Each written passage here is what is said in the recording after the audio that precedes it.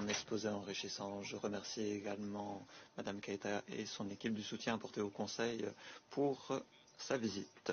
Lors de la visite du Conseil de sécurité en RDC, nous avons pu voir de nos yeux la gravité de la crise sécuritaire dans l'Est de la RDC. Nous avons vu également à quel point le contexte dans lequel œuvrait la MONUSCO était difficile. Nous avons également pu prendre la mesure du tragique tribut humain.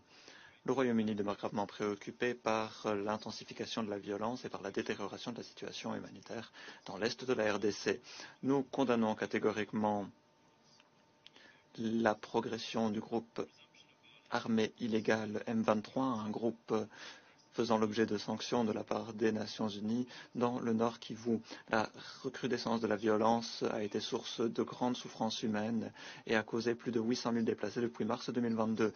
Nous condamnons, dans les termes les plus forts, les violences commises par tous les autres groupes armés.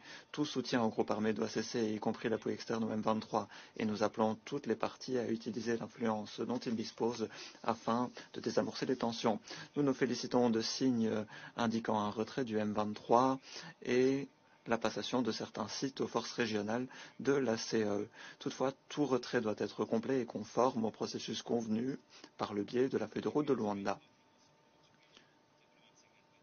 Nous nous félicitons des efforts diplomatiques en cours, y compris les processus de Luanda et Nairobi. Nous exhortons toutes les parties à respecter les engagements pris en vertu de ces processus. Il s'agit notamment du retrait du M23. Il s'agit de faire cesser tout appui apporté aux groupes armés et faire cesser les discours de haine incendiaire. Les forces régionales et bilatérales déployées en RDC, y compris la force régionale de la communauté de l'Afrique de l'Est, les forces de défense populaire de l'Ouganda, les forces de défense nationale du Burundi et le contingent angolais dont le déploiement a récemment annoncé, doivent travailler de concert et avec la MONUSCO afin d'assurer la cessation du conflit et ainsi assurer la protection des civils, la sûreté et la sécurité des casques bleus et la bonne exécution du mandat de la MONUSCO. Monsieur le Président, le Royaume-Uni appuie pleinement la MONUSCO, y compris le rôle vital qu'elle joue pour protéger les civils et faciliter l'aide humanitaire. Nous saluons la mission et la représentante spéciale du travail réalisé en des circonstances difficiles. Mais la MONUSCO, bien évidemment, ne saurait remédier à cette crise seule. Une coopération efficace entre le gouvernement congolais et la MONUSCO est essentielle afin de veiller à ce que la mission puisse s'acquitter de son mandat, notamment en matière de protection des civils. Nous encourageons le gouvernement à procéder à un dialogue sérieux avec la MONUSCO, de sorte à comprendre comment nous pouvons assurer une reconfiguration responsable et fondée sur des conditions de la mission en RDC et il nous tarde d'examiner différentes options en juillet. Le gouvernement doit également œuvrer avec la MONUSCO au sujet des piliers essentiels du processus de paix, y compris le processus de DDR et de réforme du secteur de sécurité. Le Conseil doit faire front commun pour envoyer un message simple. La violence doit cesser pour que le dialogue puisse être fructueux. C'est la seule manière de rétablir la confiance et trouver une solution pérenne à la crise. Monsieur le Président, avant de conclure, j'aimerais clarifier 2 points sur lesquels mon pays est souvent attaqué sans preuve. Le premier est celui du prétendu discours de haine ethnique contre les personnes à expression rwandophone. Les positions du président de la RDC, des autorités congolaises, de la société civile, incluant les grandes églises chrétiennes, dont l'Église catholique et l'Église protestante, sont claires et sans ambiguïté. Ils ne tolèrent pas ces discours et les dénoncent régulièrement. Les démagogues qui apparaissent de temps en temps dans les réseaux sociaux sont lus par une minorité de la population dont la majorité rejette les propos divisionnistes. Si les violences intercommunales se manifestent de temps en temps sur des querelles dues au conflit de terres ou d'accès aux cours d'eau, le Congo n'a pas vu des épisodes de violences meurtrières basés sur la xénophobie et la haine ethnique depuis 1994.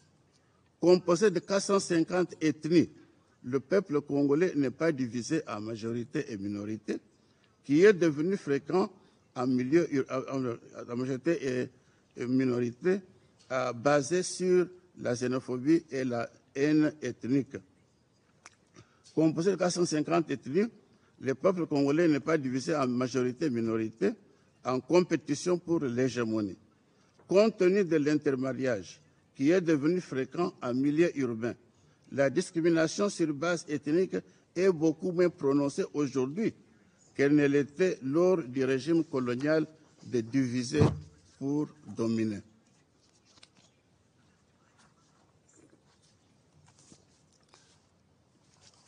Par ailleurs, on doit se poser la question de savoir qui est plus haineux. La personne qui passe le gros de son temps à diaboliser les rwandophones ou celui qui tue et mutile des hommes, femmes et enfants innocents ou viole des femmes et des filles pour enfin les mutiler ou les tuer, ou celui qui utilise des engins explosifs improvisés pour tuer des gens qui ne lui ont fait aucun mal. Ça, c'est une question sur laquelle ceux qui continuent à dire que le Congo est dominé par la haine ethnique doivent réfléchir. Quant au groupe d'anciens génocidaires constituant le FDLR, il est évident que beaucoup d'entre eux sont déjà trop vieux pour poser une véritable menace au territoire rwandais. Mais les jeunes qui auraient succédé à leurs parents et oncles sont hantés par le Rwanda et se limitent aux activités mafieuses comme d'autres groupes rebelles dans la région. Comme je l'ai déjà expliqué devant cette illustre institution, le Rwanda a eu la liberté d'anéantir ce groupe à plusieurs reprises. 1. De septembre 1996 à juillet 1997, quand le commandant James Kabarebe était le chef de la force expéditionnaire rwandaise au Congo et plus tard chef d'état-major général de l'armée congolaise. Donc ça veut dire qu'il y a ici un officier rwandais qui est à la tête de l'armée congolaise. C'est ça la solution qui a été prise par les amis de M. Laurent Kabila, notamment M. le Président Kagame et M. le Président Museveni, qui ont mis un officier rwandais à la tête de l'armée congolaise. Donc il avait toute une année, parce qu'il contrôlait toute la sécurité du Congo. Pourquoi est-ce qu'il n'a pas pu donc, effacer la FDLR de la face du Congo? Deuxièmement, il y a donc l'occupation du Nord Kivu par l'Ouganda pendant 5 ans, de août 1998 jusqu'à 2003, après donc l'accord de Sun City en Afrique du Sud. Et donc, à ce moment-là, le Rwanda a eu le contrôle du Nord Kivu via le Rassemblement congolais pour la démocratie, une structure qui était érigée par le Rwanda, comme aujourd'hui, le M23 est aussi notre structure qui est soutenue par le Rwanda. Et troisièmement, en patrouille conjointe avec le FARDC, sous le régime de Joseph Kabila, comme indiqué dans le mémorandum du 10 mars 2023 que notre gouvernement a mis à l'intention du Conseil de sécurité, le Rwanda et le Congo ont collaboré pour combattre le FDLR. D'ailleurs, dans le mémorandum du gouvernement congolais, vous lirez que c'est le FDLR, le FARDC, l'armée congolaise, qui a tué 2 des grands dirigeants du FDLR. Donc le FDLR n'est pas notre ami, c'est notre ennemi, parce qu'ils sont là pour...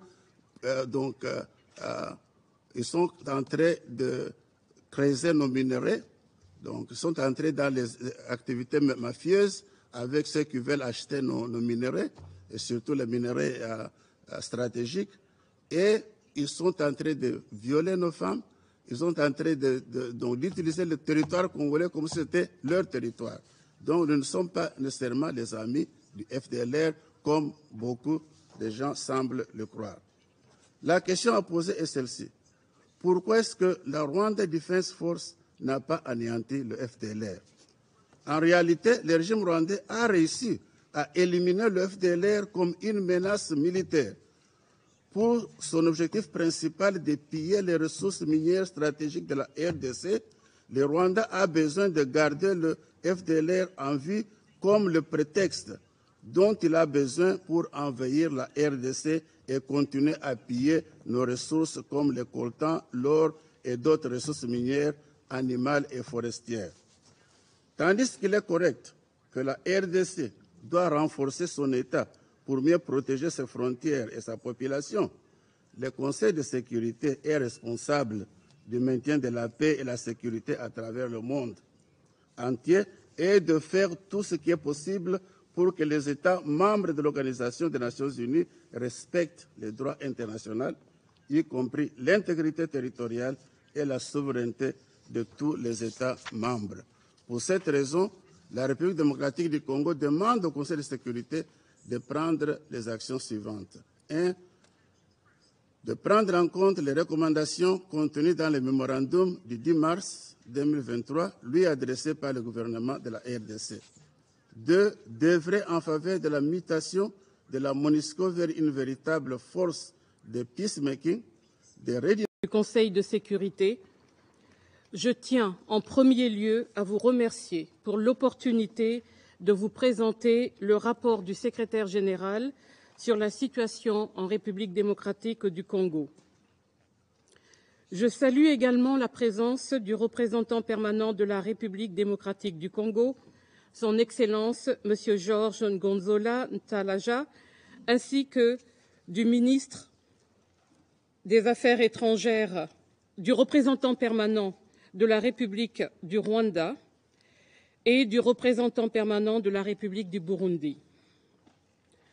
Depuis ma dernière intervention devant le Conseil, la situation sécuritaire dans l'Est de la République démocratique du Congo s'est à nouveau considérablement dégradée.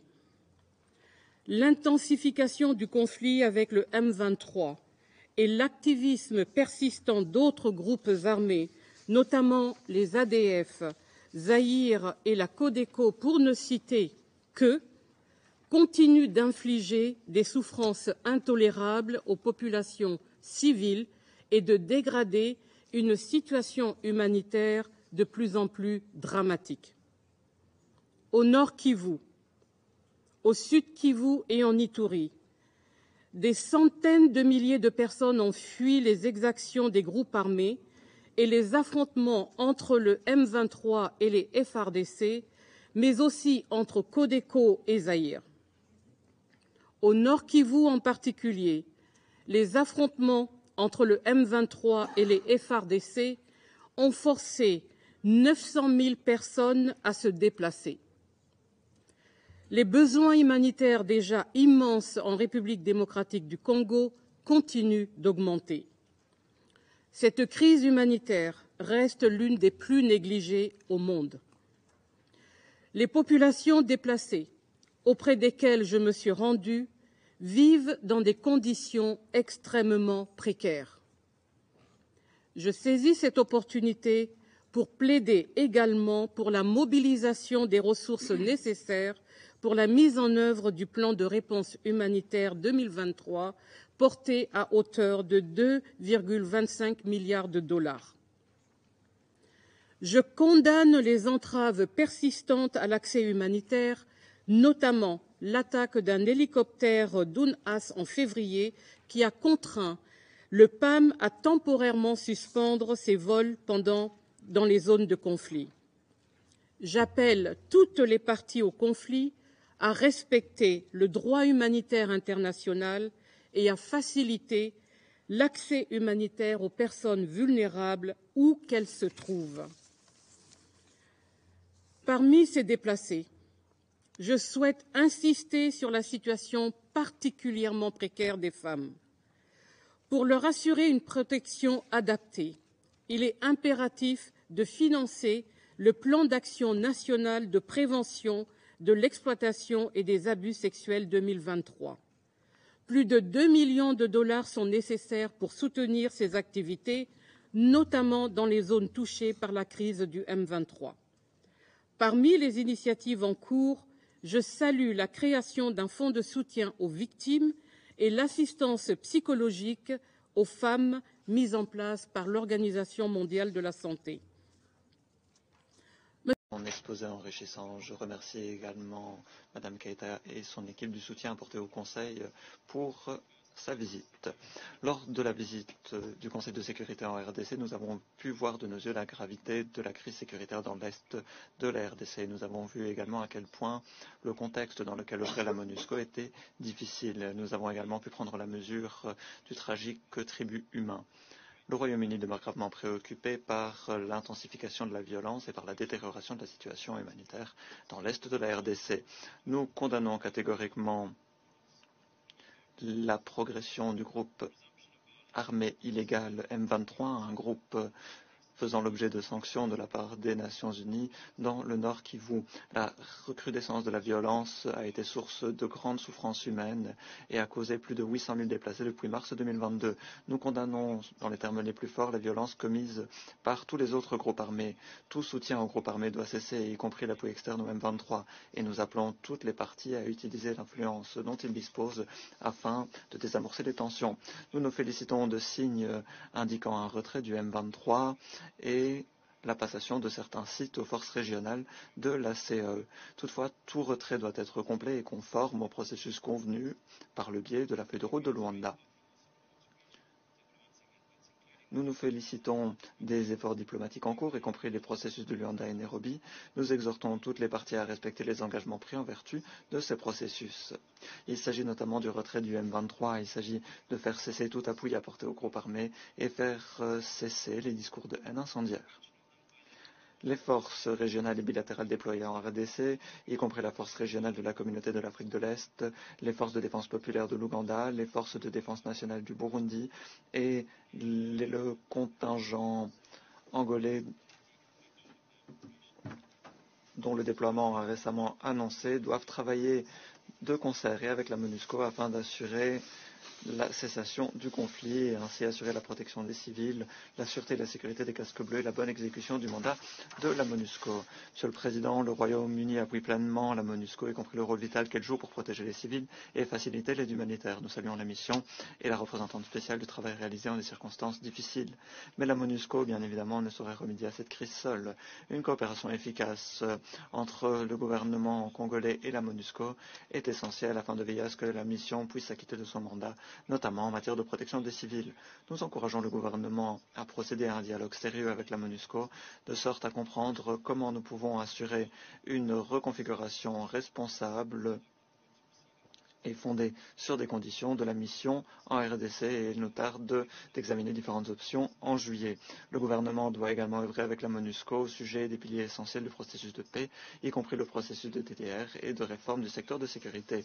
Le Conseil doit faire front commun pour envoyer un message simple. La violence doit cesser pour que le dialogue puisse être fructueux. C'est la seule manière de rétablir la confiance et trouver une solution pérenne à la crise. Représentante spéciale pour sa présentation et je reviendrai sur 3 points. Premièrement, les efforts doivent converger pour garantir l'intégrité et la souveraineté de la République démocratique du Congo. Depuis plus d'1 an, les actions du M23, groupe armé sanctionné par le Conseil de sécurité et par l'Union européenne, déstabilisent l'Est de la République démocratique du Congo. Ces derniers jours, le M23 s'est retiré de certaines positions, notamment autour de Saké. Ces premiers désengagements doivent se poursuivre conformément au processus de Luanda approuvé par l'Union africaine. La séquence agréée par tous et rappelée par le président Macron lors de son déplacement à Kinshasa le 4 mars dernier doit aboutir. Respect du cessez-le-feu, vérification sous supervision angolaise, cantonnement du M23, processus de désengagement, désarmement et réinsertion, déploiement de forces régionales. Tout soutien extérieur au M23 et aux autres groupes armés actifs sur le territoire congolais doit cesser immédiatement. Les processus de Luanda et de Nairobi doivent se renforcer mutuellement. La France salue les efforts de la force régionale de la communauté d'Afrique de l'Est, dont le déploiement doit se poursuivre dans les zones libérées par le M23.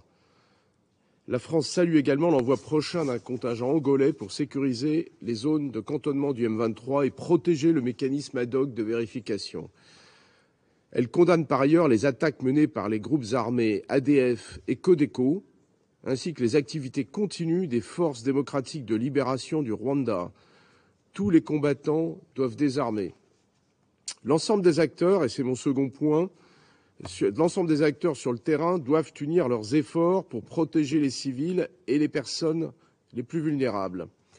La MONUSCO et les forces armées congolaises doivent œuvrer conjointement pour protéger les civils de manière cohérente et coordonnée avec les forces régionales. La France appelle le secrétaire général et les États membres à mettre à disposition de la MONUSCO les moyens nécessaires à la mise en œuvre de son mandat.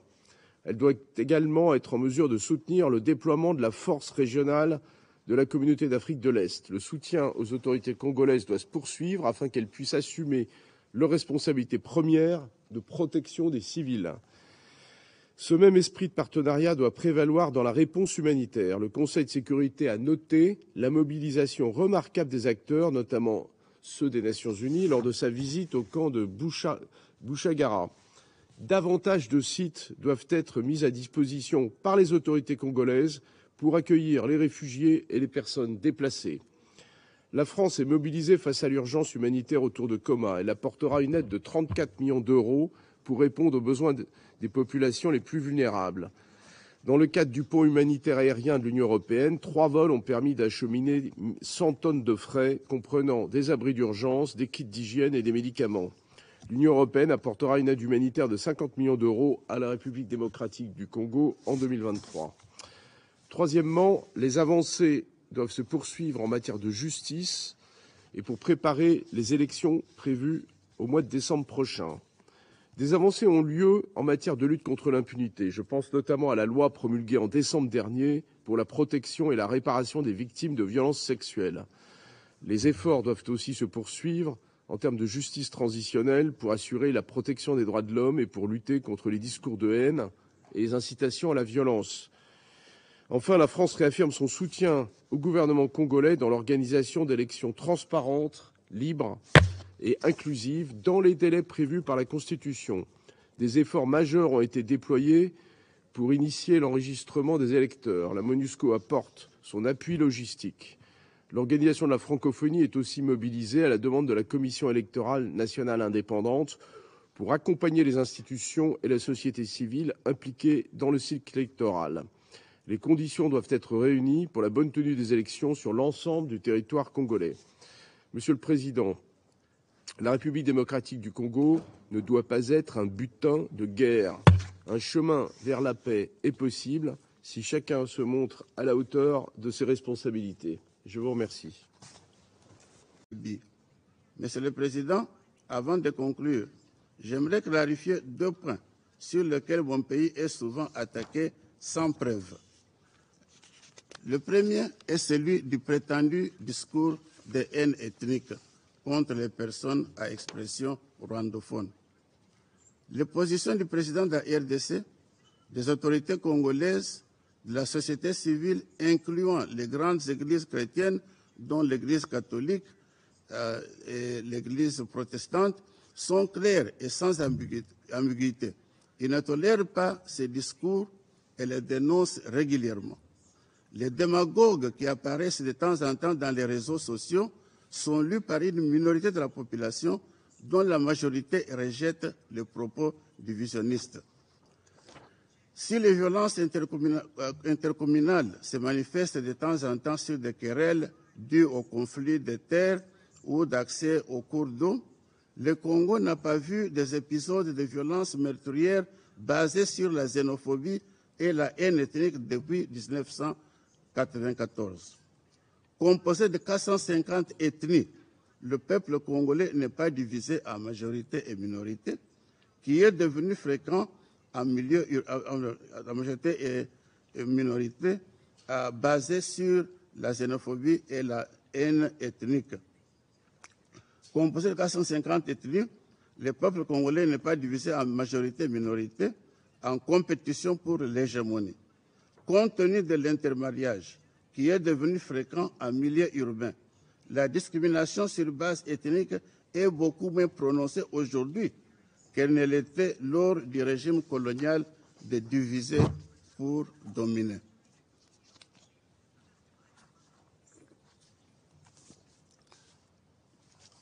Par ailleurs, on doit se poser la question de savoir qui est plus haineux. La personne qui passe le gros de son temps à diaboliser les rwandophones, ou celui qui tue et mutile des hommes, femmes et enfants innocents, ou viole des femmes et des filles pour enfin les mutiler ou les tuer, ou celui qui utilise des engins explosifs improvisés pour tuer des gens qui ne lui ont fait aucun mal. Ça, c'est une question sur laquelle ceux qui continuent à dire que le Congo est dominé par la haine ethnique doivent réfléchir. Quant au groupe d'anciens génocidaires constituant le FDLR, il est évident que beaucoup d'entre eux sont déjà trop vieux pour poser une véritable menace au territoire rwandais. Mais les jeunes qui auraient succédé à leurs parents et oncles sont hantés par le Rwanda et se limitent aux activités mafieuses comme d'autres groupes rebelles dans la région.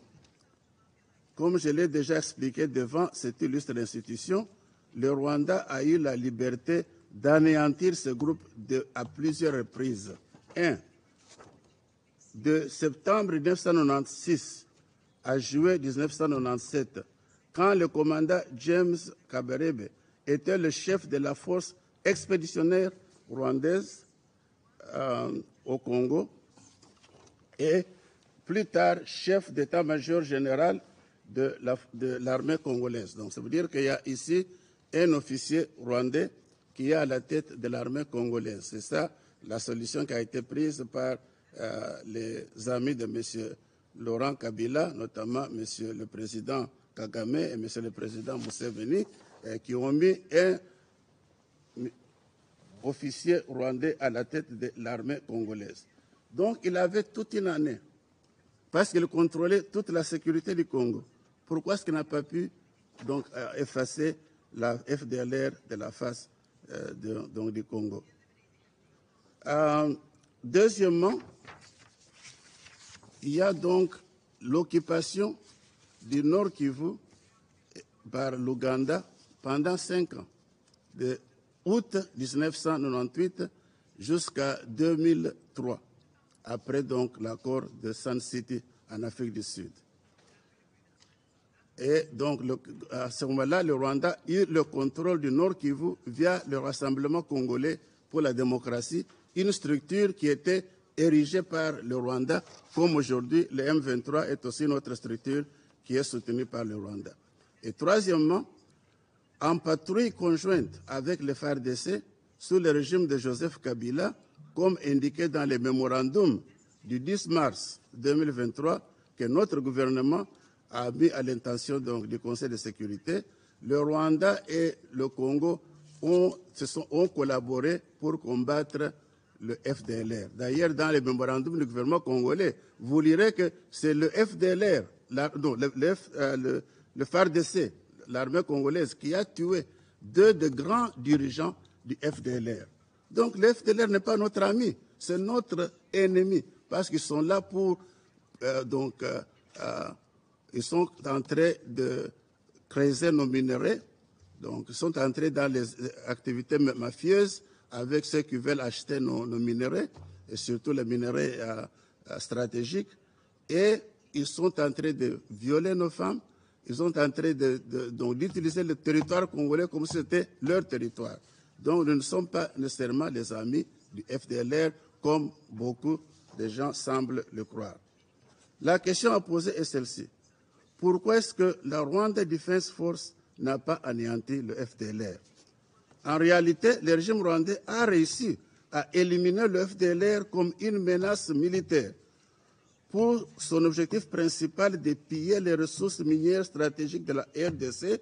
Le Rwanda a besoin de garder le FDLR en vie comme le prétexte dont il a besoin pour envahir la RDC et continuer à piller nos ressources comme le coltan, l'or et d'autres ressources minières, animales et forestières.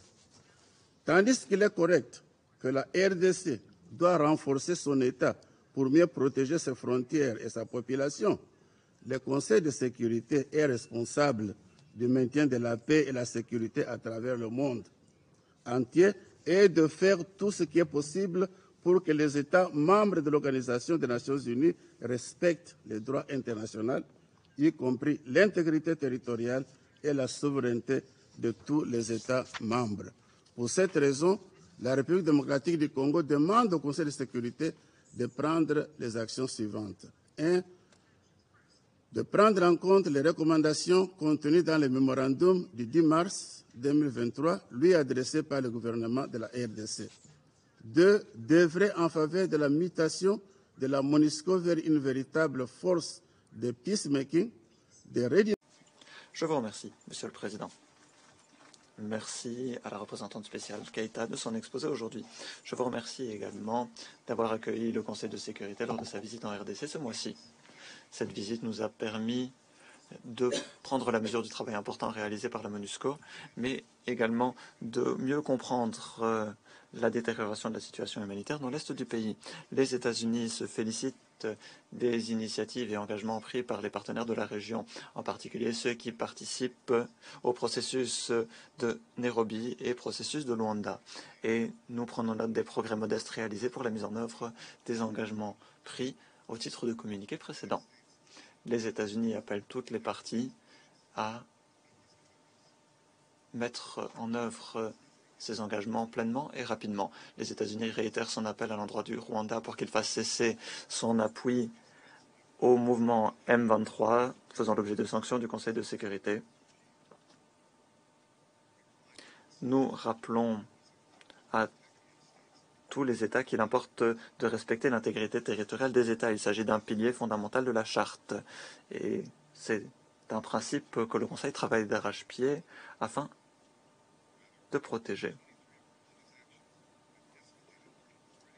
Les actes du Rwanda et du M23 ont exacerbé une situation au demeurant fragile et préoccupante. Les États-Unis sont préoccupés de longue date par le fait que les FARDC coopèrent avec des groupes armés dans l'Est, notamment des FDR. Comme nous l'avons dit à maintes reprises, nous réitérons l'appel lancé au RDC afin qu'il veille à ce que ces forces armées soient professionnelles et qu'il fasse cesser la coopération avec les groupes armés. Il est clair que la désinformation et les discours de haine à l'encontre du Rwanda, groupe minoritaire et la MONUSCO créent des risques pour les casques bleus.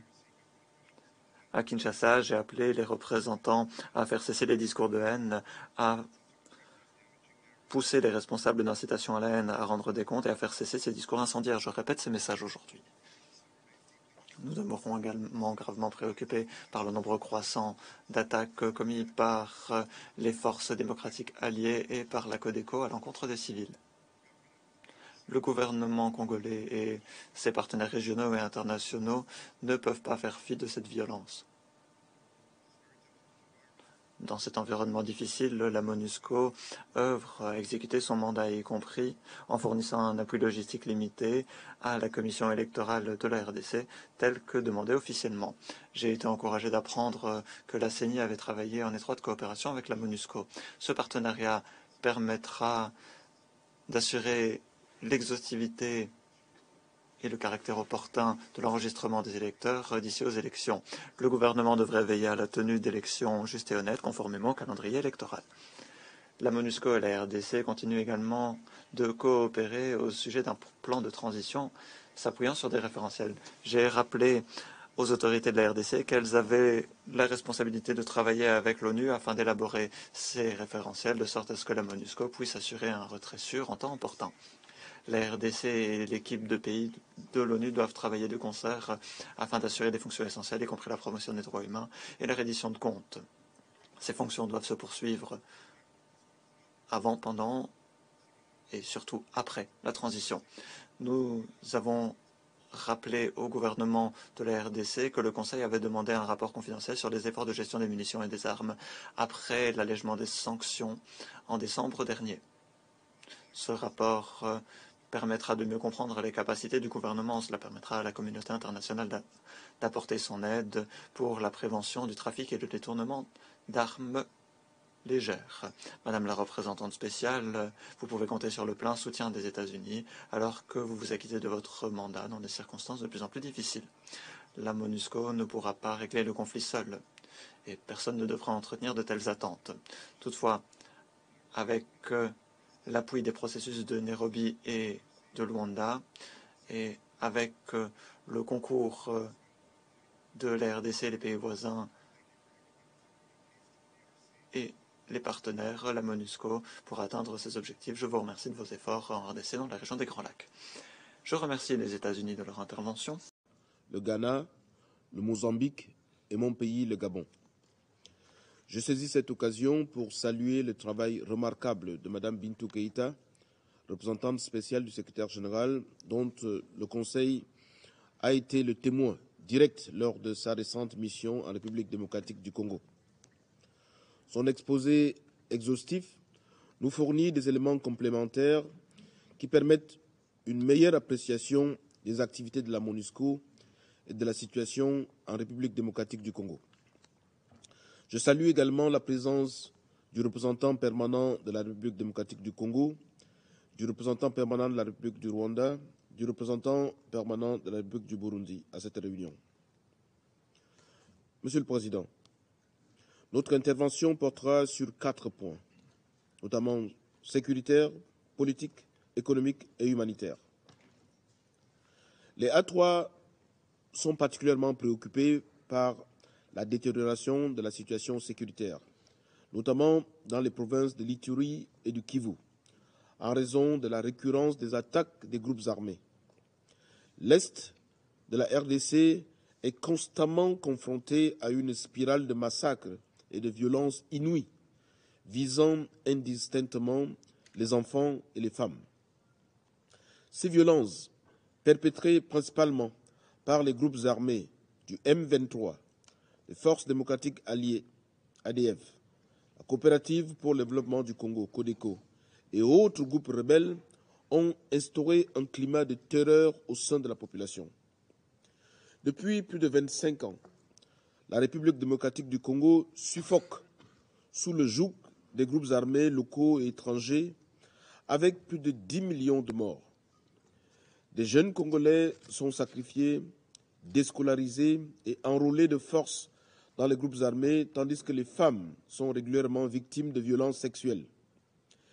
Les pillages et exactions de masse à Kicheche en novembre 2022 et plus récemment ceux de Béni le 9 mars dernier, la prise d'otages et le massacre d'une dizaine de personnes le 26 mars près de Bunia sont la parfaite illustration de l'ignominie des groupes armés qui sévissent en RDC. Et la population des provinces de l'Est de la RDC, soumise à un cycle continu de barbarie, semble se résigner à un destin obscur. Monsieur le Président, l'occupation d'une portion du territoire congolais par le M23 et le regain de la violence dans les régions occupées a entraîné une mobilisation de l'essentiel des ressources des autorités congolaises et cristallisé les efforts des FARDC pour tenter d'endiguer les actions de ce groupe malveillant.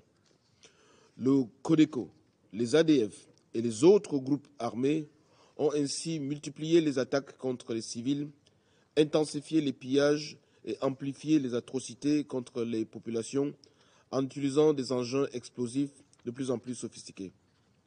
Le Gabon, le Ghana et le Mozambique condamnent cette barbarie et exigent la cessation des exactions contre les populations civiles, le retrait de tous les groupes armés étrangers des zones occupées, l'adhésion des groupes locaux au processus de Nairobi, au programme de démobilisation, de désarmement, de rétablissement communautaire et de stabilisation, en abrégé PDRCCS, et la cessation immédiate de tout soutien extérieur.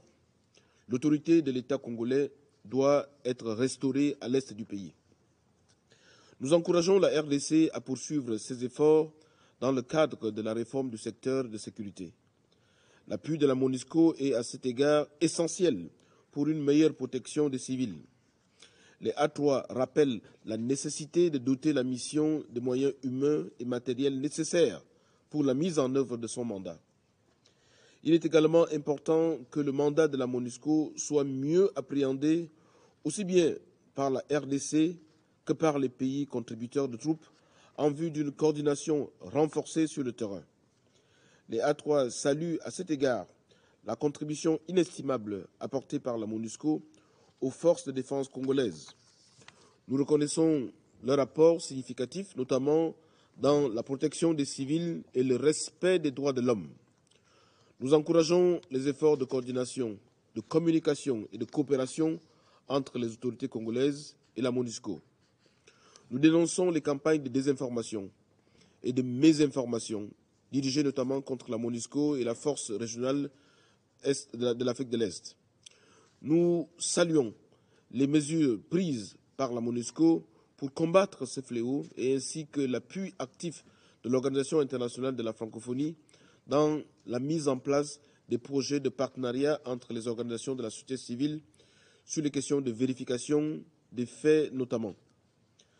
S'agissant de la transition de la MONUSCO, le Gabon, le Ghana et le Mozambique réitèrent l'impérieuse nécessité d'un retrait progressif ordonné en concertation avec les autorités congolaises. Les A3 se félicitent des progrès accomplis par le gouvernement congolais dans la mise en œuvre des critères de référence définis dans le plan de transition conjoint. Monsieur le Président, sur le plan régional, les processus de Nairobi et de Luanda sont des solutions politiques africaines de sortie de crise qui méritent d'être appuyées par toute la communauté internationale. Nous saluons la visite en RDC du Conseil de paix et de sécurité de l'Union africaine, le CPS, et à la suite de celle que vient d'effectuer le Conseil de sécurité des Nations unies, dont la restitution a été présentée ce matin. Le Ghana, le Mozambique et le Gabon restent convaincus que la solution politique à la crise en RDC doit primer et s'appuyer sur les processus régionaux. C'est pourquoi la mise en œuvre des actions prioritaires contenues dans les accords de Nairobi et de Luanda en vue de la cessation des hostilités et du retrait immédiat du M23 doivent être irrémédiablement appliquées. Nous nous félicitons du déploiement de la force régionale de la communauté de l'Afrique de l'Est, de l'appui du Fonds de l'Union africaine pour la paix et rendons hommage aux pays fournisseurs de ces contingents pour leur engagement en faveur de la promotion de la paix et de la sécurité régionale. Les A3 estiment qu'il existe encore une opportunité pour la paix et des relations amicales entre la République démocratique du Congo et le Rwanda qui peuvent être facilitées par les initiatives régionales en cours soutenues par la communauté internationale. Nous saluons l'annonce du déploiement d'un contingent angolais dans le cadre du mécanisme de vérification et prenons note des préparatifs de la spéciale du secrétaire général, Mme Bintou Keïta, de son exposé. Nous saluons à la présente séance les représentants permanents de la RDC, du Rwanda et du Burundi. Nous remercions également nos collègues, les représentants permanents du Gabon et de la France, de leur rapport sur la visite menée par le Conseil en RDC du 9 au 12 mars de cette année. Nous remercions le secrétariat et la MONUSCO d'avoir organisé cette importante mission, une mission qui était d'une utilité extrême pour mieux comprendre les processus en cours en RDC. Nous remercions les autorités congolaises de leur chaleureux accueil et de leur disposition à mener un dialogue ouvert et circonstancié. Il nous paraît également important d'avoir pu nous rendre dans l'est du pays, et en particulier dans la capitale de la province du Nord Kivu, Goma, où la situation demeure tendue. La mission du Conseil tombait à point nommé en ce moment particulièrement complexe. Nous suivons de près l'évolution de la situation dans l'est du Congo. Nous sommes gravement préoccupés par les nouvelles escalades liées à la recrudescence des activités du groupe M23. Les attaques du M23 ont entraîné une détérioration de la situation humanitaire, une augmentation du nombre de déplacés et de réfugiés et des violations des droits humains, ainsi que des souffrances quotidiennes imposées à la population civile.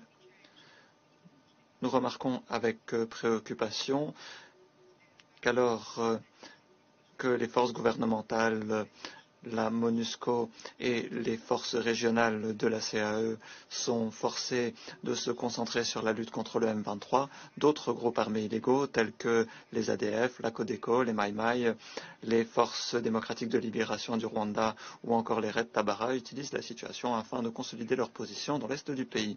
Nous sommes gravement préoccupés par les risques d'escalade entre la RDC et le Rwanda. Nous sommes convaincus qu'aujourd'hui, la priorité doit être de faire cesser les opérations militaires et lancer un dialogue inclusif entre toutes les parties au conflit. Dans ce contexte, nous espérons que les mesures futures prises par les États voisins de la RDC dans le cadre des processus de Luanda et de Nairobi visant à trouver des solutions conjointes et à assurer un règlement pérenne de la crise seront couronnées de succès. Nous nous félicitons de l'engagement du gouvernement congolais à mener des négociations avec les groupes armés dans le cadre du volet politique du processus de Nairobi.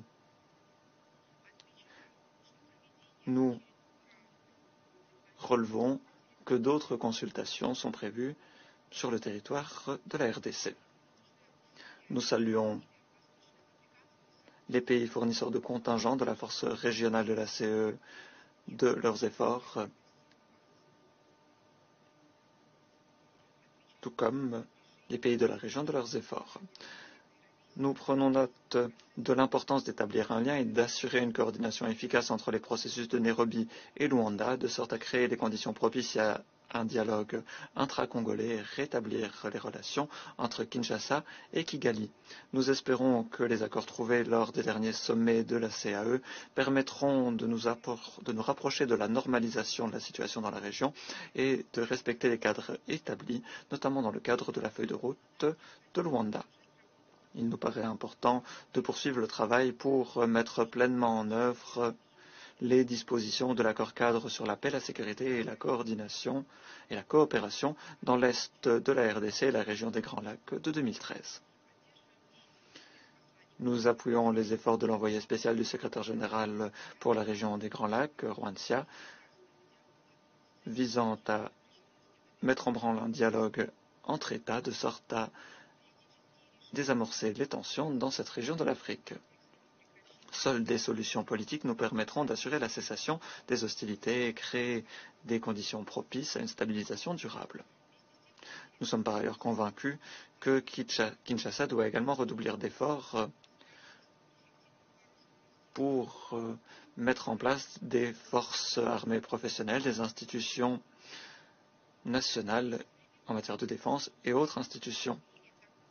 Dans des conditions difficiles telles que nous connaissons aujourd'hui, tant dans la région que dans le monde, c'est un élément essentiel afin de permettre au pays de mener une politique interne et externe indépendante, régler de manière indépendante les problèmes complexes auxquels il se heurte, notamment compte tenu de l'histoire difficile du pays, et de rétablir le contrôle sur les ressources naturelles du pays, de sorte à ce que ces ressources soient utilisées pour le bien du peuple congolais. Nous nous félicitons d'ailleurs de la levée des exigences en matière de notification en ce qui concerne les fournitures en RDC d'équipements militaires. Nous réitérons notre soutien de principe aux efforts de la MONUSCO, sa direction et Casque Bleu. Nous les remercions de leur travail dans des conditions difficiles et de leur engagement à protéger la population civile. Nous exprimons nos condoléances à l'Afrique du Sud qui a perdu un Casque Bleu début février. Nous condamnons dans les termes les plus forts toute attaque et provocation à l'encontre des casques bleus et le personnel civil des Nations Unies. Nous espérons que toutes les questions liées aux ressources allouées à la mission, en particulier en ce qui concerne tous les équipements matériels et techniques nécessaires, trouveront une réponse opérationnelle et qualitative. À titre de principe, nous estimons que la présence de la MONUSCO dans les zones de conflit constitue un important facteur de stabilisation. Nous espérons que la mission se concentrera sur les tâches fondamentales qui découlent de son mandat. Nous espérons que les FARDC et la mission renforceront la coordination et que la coordination sera renforcée entre les autres structures régionales et nationales impliquées dans le règlement du conflit, de sorte à mieux pouvoir protéger la population congolaise. En ce qui concerne la mise en œuvre du plan conjoint de transition et de retrait progressif de la mission d'ici 2024, il nous paraît important, avant toute chose, de tenir compte de l'évolution de la situation sur le terrain et d'agir de manière progressive et responsable en étroite coopération avec le gouvernement de la RDC. Nous prenons note du rôle important que jouent les organisations du système des Nations Unies pour atténuer la situation humanitaire épouvantable, une situation dont le Conseil a pu prendre la mesure de ses propres yeux. Il s'agit par exemple du Haut Commissariat aux réfugiés, du Programme alimentaire mondial, de la FAO et autres organisations du système des Nations Unies. En conclusion, je remercie le représentant de l'Albanie de son intervention. Je donne maintenant la parole au représentant de la Chine. Je vous en prie. Monsieur le Président, je remercie la représentante spéciale Keïta de son exposé.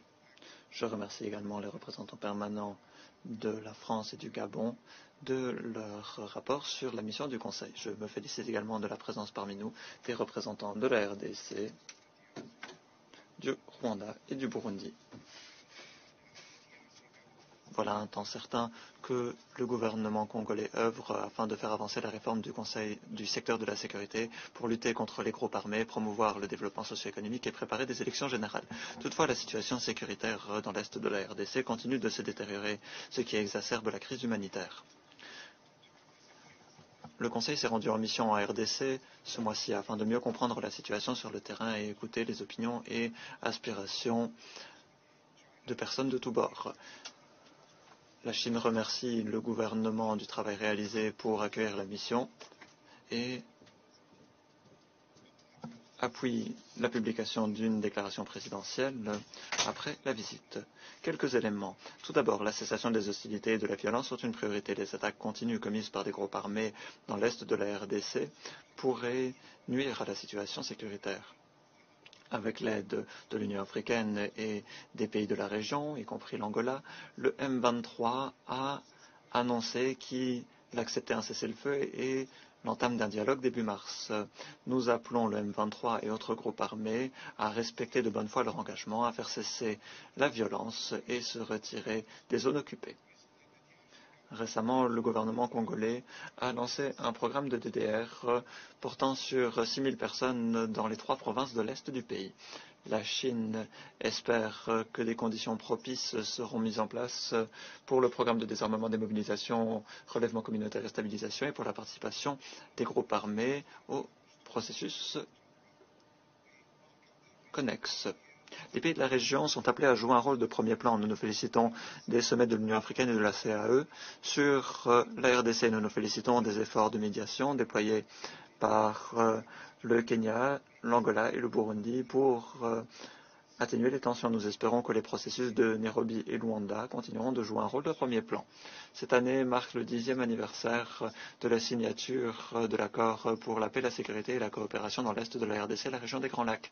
Nous espérons que les pays de la région mettront à partie leur expérience et qu'ils revitaliseront cet important processus en s'engageant à remédier aux différends par le biais du dialogue et de consultation pour façonner un avenir commun. La Chine encourage le bureau de l'envoyé spécial pour la région des Grands Lacs et la MONUSCO d'appuyer les efforts de médiation et les bons offices, tant l'Union africaine que la CAE mènent des opérations dans l'est du pays et toutes les parties doivent se coordonner afin d'assurer des synergies. Troisièmement, la MONUSCO devrait recevoir un appui et une assistance ciblée. La représentante spéciale Keïta a guidé la MONUSCO, lui permettant de surmonter les difficultés et mettre en œuvre son mandat. Elle a réalisé un important travail pour des patrouilles conjointes, permettant ainsi de faire avancer la réforme du secteur de la sécurité, les programmes de DDR et les préparatifs pour les élections générales. Dans la situation actuelle, la MONUSCO devrait s'acquitter de son mandat de bonne foi en protégeant les civils, en appuyant l'édification d'institutions étatiques et en appuyant les programmes de DDR dans le pays. La MONUSCO et le gouvernement congolais, ainsi que tous les secteurs de la société, devraient renforcer la communication, favoriser la confiance et assurer les bonnes performances de la mission. En juillet, le secrétaire général soumettra un rapport au Conseil sur la reconfiguration du personnel en tenue de la MONUSCO. La Chine souhaite entendre le point de vue des pays concernés pour mener de manière responsable le retrait de la mission. Quatrièmement, la communauté internationale devrait apporter toute aide possible à la riposte internationale. Les hostilités dans l'est du pays ont déplacé des centaines de milliers de personnes, créant des besoins énormes. La communauté internationale doit fournir des ressources suffisantes pour le plan d'aide humanitaire pour la RDC. Le gouvernement de la RDC et les parties concernées devraient œuvrer afin de maximiser l'incidence des efforts humanitaires tout en fournissant des ressources de manière non entravée. Alors de répondre aux besoins humanitaires, nous devons également aider la RDC à renforcer ses capacités pour pouvoir se développer de manière indépendante compte tenu de ses propres besoins. La Chine souhaite assurer le respect mutuel et obtenir des résultats gagnant-gagnant dans le cadre de la coopération avec la RDC, de sorte à ce que la RDC puisse faire de son avantage en matière de ressources un avantage en matière de développement. Nous avons déjà pu réaliser d'importants progrès dans le domaine industriel pour le développement de l'emploi et pour améliorer les moyens de subsistance dans le pays, un fait dont s'est félicité le gouvernement de la RDC, tout comme la population. Nous entendons travailler avec la communauté internationale afin de promouvoir la paix et le développement en RDC. Je vous remercie. Je remercie le représentant de la Chine de son intervention. Je remercie le représentant de la Suisse de son intervention. Je donne maintenant la parole au représentant de la République démocratique du Congo. Je vous en prie.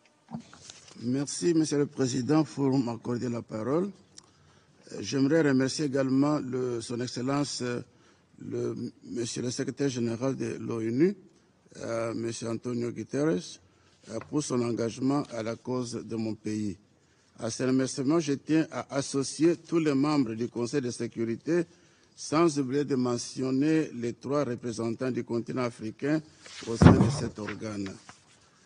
Monsieur le Président, ma délégation a pris acte du rapport du secrétaire général sur la mission de l'Organisation des Nations Unies pour la stabilisation en République démocratique du Congo, document S-2023 208 du 20 mars 2023, que Mme Bintou Keïta, représentante spéciale du secrétaire général et chef de la MONUSCO, que je salue, vient de nous présenter.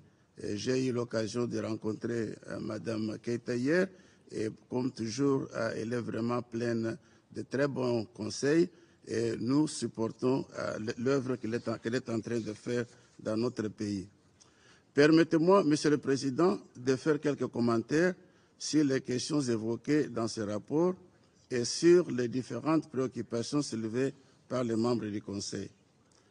La situation politique de mon pays, comme le souligne le rapport sous examen, est principalement dominée par la poursuite des opérations d'enrôlement en vue des élections électorales de 2023 et des efforts régionaux et internationaux visant à inverser la spirale d'insécurité à l'est de la République démocratique du Congo.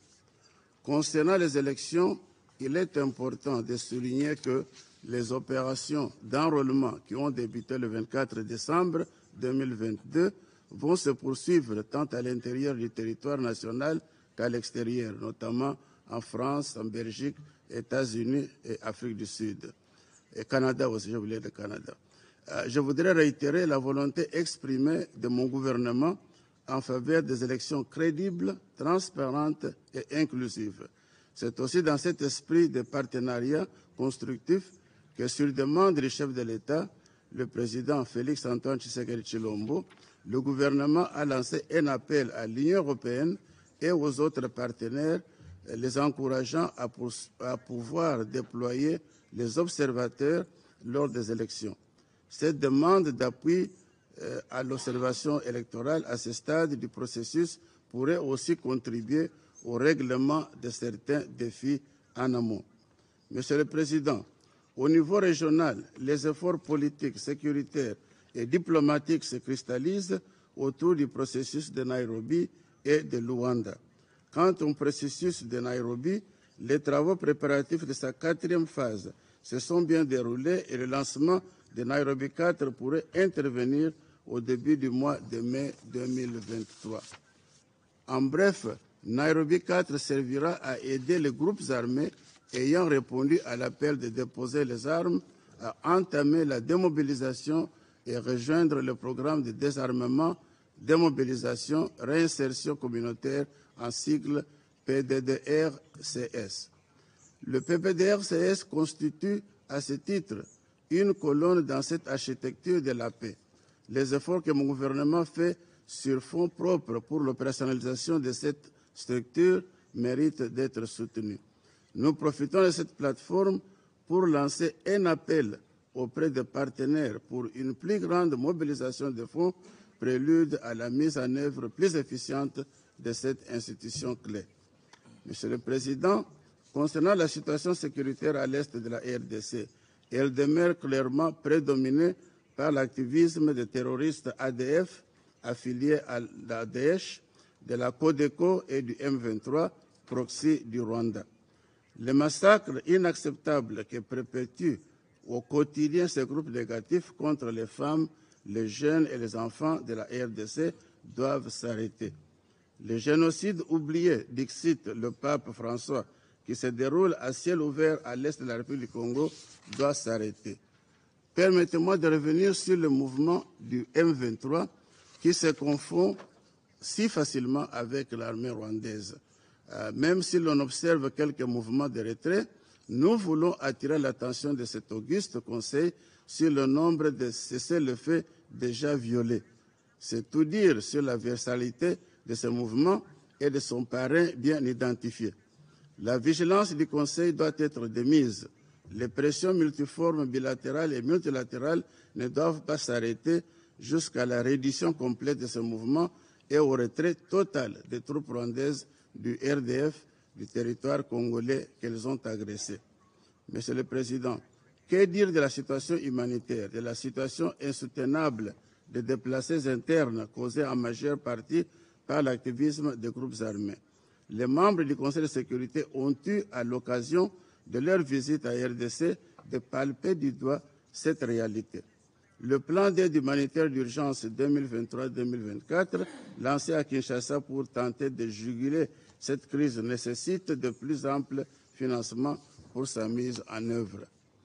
Monsieur le Président, la MONUSCO demeure un partenaire important de la RDC.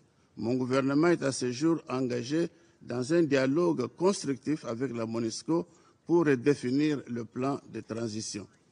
La vision de la RDC sur son partenaire futur avec la MONUSCO, son partenariat futur avec la MONUSCO, va impliquer la révisitation de ce plan et son ajustement.